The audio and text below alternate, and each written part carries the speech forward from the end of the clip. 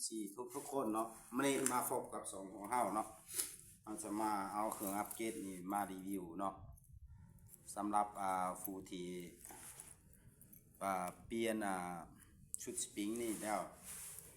กับแวนมู VR ยังบ่จะเข้ากลุ่มเนาะอันนี้ครับเจ้าจะมาชี้แจงเว้าให้ละเอียดเนาะเติมหน่อยนึงเกี่ยวกับยิงบ่เข้ากลุ่ม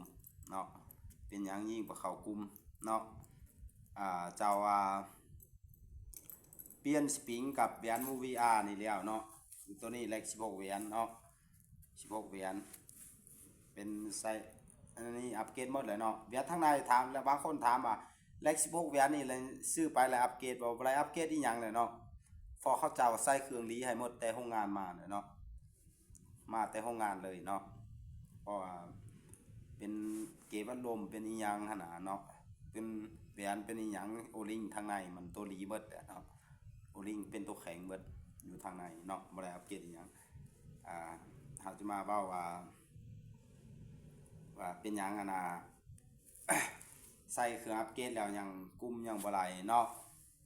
ถ้าว่าใส่เครื่องอัปเกรดแล้วจะต้องผ่านการปรับจูนเนาะระหว่างทางหน้านี่เนาะถ้ามันแห้งโพดซับลีแท้เจ้าก็มีเครื่องแถความไว้เนาะ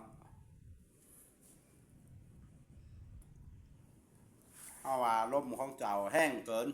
เนาะเจ้ายังตัดสปริงทางหลังก็ปรับทางหน้าบ่ทันได้เนาะ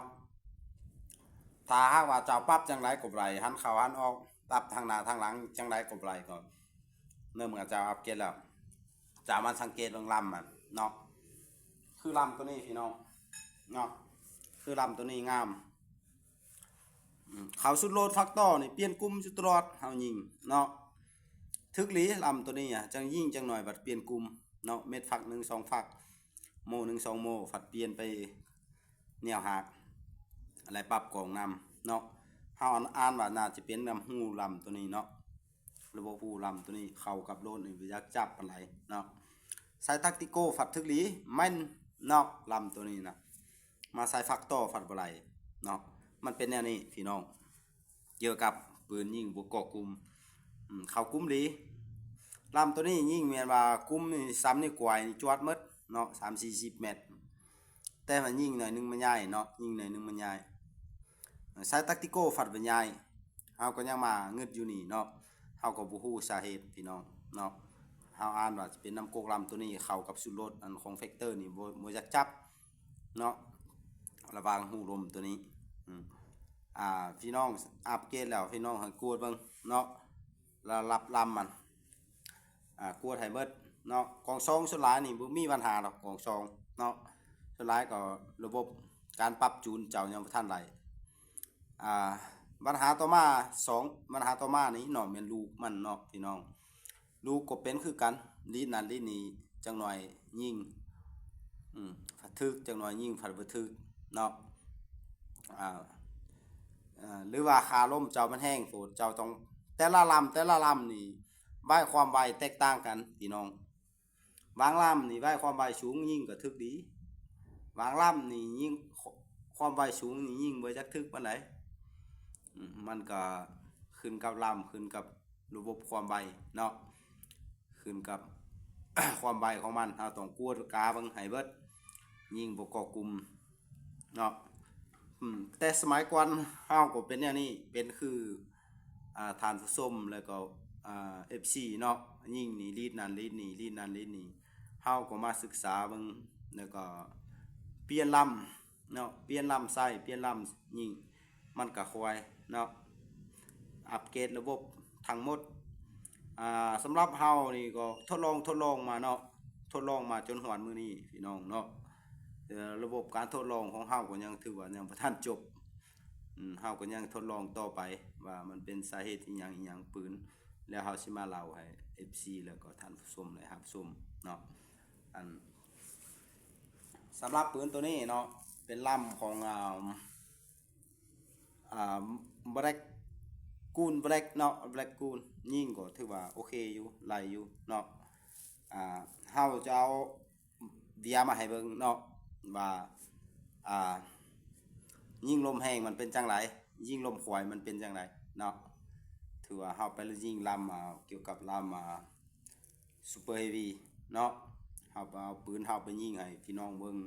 แล้วก็มาศึกษาให้พี่น้องได้ฮู้เนาะได้เบิ่งว่ามันเป็นจังไดยิงลมแห้งในระยะ50 เมตรยิงลมควายตัวนี้ตัวฟักต่อออกใหม่เนาะรุ่นใหม่เนาะงามหลายเนาะต่อออกใหม่แบบนี้เนาะ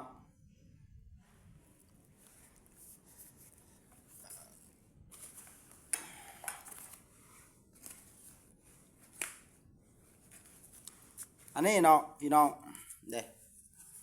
เป่า50 เมตรสำหรับลมแห้งกับลมควายแมนอยู่ว่าอัปเกรดว่าเจ้าอัปเกรดเนาะแต่ว่าลมมันเจ้ายังแห้งเกินเนาะเมื่ออันนี้เฮายิ่งอยู่ความไว98เกือบหอดฟันเนาะมันทรายเป็นแบบนี้นี่เห็นบ่98ตัวนี้นะถือว่า32นิ้วพี่เด้เนาะ2นิ้วน่าจะหลายอยู่2นิ้วเนาะนิ้วปลายเนาะนิ้วปลายเกือบ2นิ้วยิงสำหรับความแห้งสูงเนี่ยแบบนี้เฮายิงเขาตั้งไว้ยิงสัตว์ใหญ่เนาะเฮายิงลูกสลักแล้วนี่น้ำหนัก24เกนนี่นะระยะ50 เมตรกลุ่มซ้ำนี้เมื่อลมแห้งเนาะ98พี่น้องมันแห้งเกินมันก็เป็นแบบนี้แต่มันก็บ่ออกหลายคันแม่นปืนถึกปืนจังหลีเนาะคันว่าออกซ้ำนี้เขาว่าปืนถึกปืนโอเคคันว่าทรายซ้ำฟ้ามือนี่ตรงนั้นตรงนี้ไปขี่ลูขี่ล่าเขาเอิ้นว่าปืนบ่จักถึกอันนี้เป็นพอลมแห้งซื่อๆมันจังว่าทรายเป็นแนวนี้พี่น้องเฮาลดลงมา950นี่เด้นี่กวายก็ยังจวดนี่นี่กวายก็ยังจวดลดความไวลงมานี่950ถือว่าซ้ำนี้ก็พอยิงไหลแล้วเนาะ950ปลาย952ประมาณนั้นเนาะ952เอาลูกความไวถ้าเอาลงมาไว้920นี่แฮงบ่เว้าแฮงสิเข้ากลุ่มดีกว่านี้อีกพี่น้อง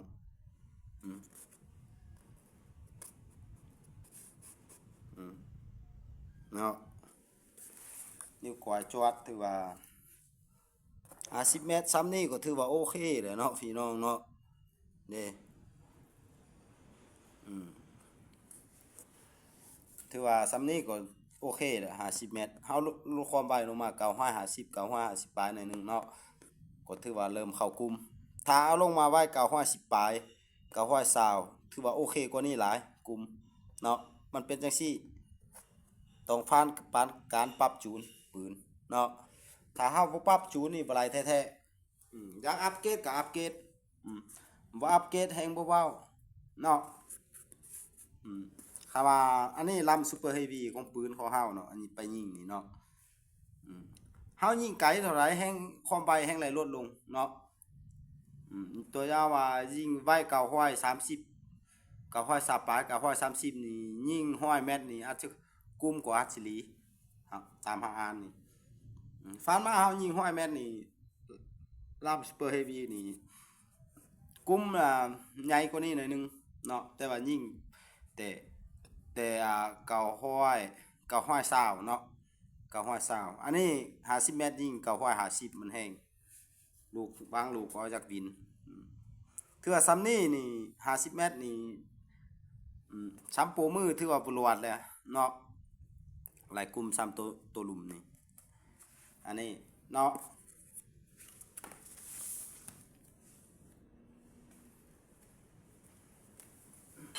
อันนี้ปืนเฮาเนาะเฮาก็ผ่านการปรับจูนพี่น้องเด้ทั้งคาร์บอนอาเซียวลำลาน0.5เปียนเนาะถ้าอยากไรก็ทักมาน้ำหนักเบาทั้งคาร์บอนล้ำเรือนมันจะหนักกว่าเนาะ5 ขีดอันนี้4.5 ขีดปลายตัวนี้เนาะถังตัวนี้4 ขีดปลายเบากว่าทั้งคาร์บอนล้ำเรือนเนาะแต่ว่าราคาวัดสูงกว่าตัวล้ำเรือน ตัวลำเรือนราคาล้านปลายตัวนี้2ล้านปลายเนาะอันนี้แหละเนาะพี่น้องยิงความใบล่ำลีสำหรับก็บ่ถึกเรายิงความใบสูงเนาะคือหาเบิ่งกลุ่มไปบางกี่อันนี้ก็ถือว่า2กลุ่มนี่ก็ถือว่าไหลฝนหมดเนาะต่างแต่ว่าถ้าความใบสูงมันอาจจะยิงสัตว์ใหญ่เนาะยิงนกเป็นนกตูนกเขาขึ้นไปจังจะไหลกินถ้าไปความใบเก่า150ลงมาเฮาอ่านว่านกจิกนกหยังก็ได้เนาะนกหวนนกหยังหั่นแต่เฮาบ่ยิงจักเทื่อนกหวนเนาะมันจะหมุนหมดเฮายิงลูกสลักน้ำหนักสูงเนาะจะมีคือแนวนั้นเนาะขอบใจหลายๆเกี่ยวกับท่านผู้ชมเนาะทุกๆคนที่เข้ามาติดตามนะครับชมคลิปไฟจากไรเครื่องเบียนโมวีไปอัปเกรดก็สนใจอีหยังก็ทักเข้ามาหลายเนาะแลก8เหรียญกับแลก16เหรียญนี่ความแม่นสูสีกันบ่มีตัวไหลลืมตัวไหลแต่ว่าแลก16เหรียญมันทนทานกว่าเนาะทนทานกว่าแลก8เหรียญ8เหรียญมักจุกจิกกว่านะมักไหลแปลงกว่าถ้าว่าบ่อยากฮู้แปลงบ่อยากฮู้มางก็เอา16เหรียญไปใส่เนาะมันจังบ่ค่อยจะไหลมางปานใดนั่นน่ะเนาะขอบใจหลายๆที่เข้ามาติดตามนะครับชมเนาะ